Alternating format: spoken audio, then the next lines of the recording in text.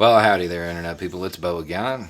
So, today we are going to talk about the preferences and intent of other nations when it comes to the U.S. election.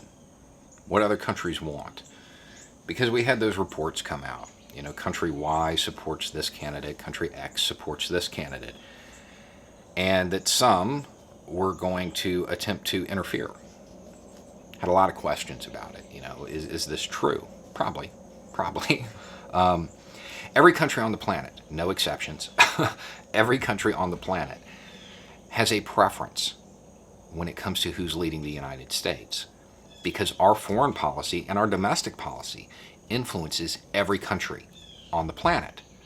So they all have a preference. Some would attempt to influence the outcome if they got information by happenstance. Some would be much more proactive in that. None of this is a surprise. None of this is really even a big deal. It only becomes a concern if the candidate themselves begins coordinating and cooperating with the other nation. Then it matters. You know, if one of the candidates is, say, on TV asking another country for help, from that point forward, you have to assume that that candidate is beholden to that country. That's a concern. Aside from that, doesn't matter. Our allies, you know, France, Germany, the UK, they have a preference. Those traditional allies, they have a preference. I can assure you that if German intelligence got their hands on compromising information about President Trump, they would release it. No doubt. They're going to want Biden because they need stability. Trump is a destabilizing force in the United States. It's good for adversarial nations. Which brings us to the only interesting piece of information that came out of this little conversation, this little report. Russia is going to continue to support Trump. No surprise there. He's been good for them. They're adversarial. We know this. They're confrontational militarily when it comes to jockeying for position in Europe, and their actions in Asia certainly show that. The only surprise is that China chose Biden. That's a surprise. And I know on the surface it may not seem that way because the tariff wars and all of that stuff. But that's all minor economic stuff at the end of the day. They'll rebound from that. That's not a big deal. If they were adversarial and confrontational militarily, they would want Trump. Trump's vision and leadership when it comes to strategy is not good.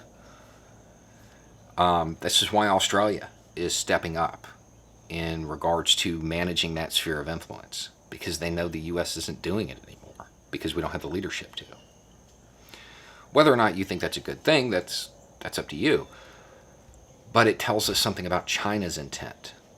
If China was militarily adversarial, they would want Trump, just like Russia.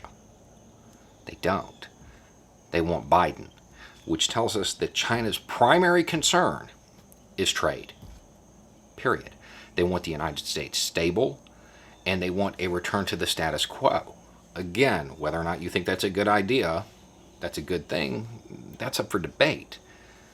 But as far as their intent, them backing Biden tells us a lot. Most importantly, it tells us that the information, propaganda, that has been coming out of the Trump administration about China being adversarial is false, at least to the extent that he's trying to paint them. They are nowhere near as adversarial as the Trump administration is making them out to be. They're nowhere near as adversarial as I thought they were going to be honest. Any truly adversarial nation, when we're talking about the military, they're going to be backing Trump. They're going to want Trump to win. A country that wants Biden in power wants a stable foreign policy, stable trade agreements. They want a return to normalcy. So when you see nations like China backing Biden, you need to downgrade them in your threat assessment, because they're not looking for a military confrontation. they're willing to sacrifice a strategic position militarily in exchange for trade. That's the only surprise in that whole thing. And again, I definitely believe that both campaigns need to be watched to make sure they are not coordinating or cooperating with the foreign nations. That's incredibly important, and it doesn't matter if either one of them is your particular candidate. They both need to be watched. It's incredibly important for the safety and security of the United States on a bunch of levels.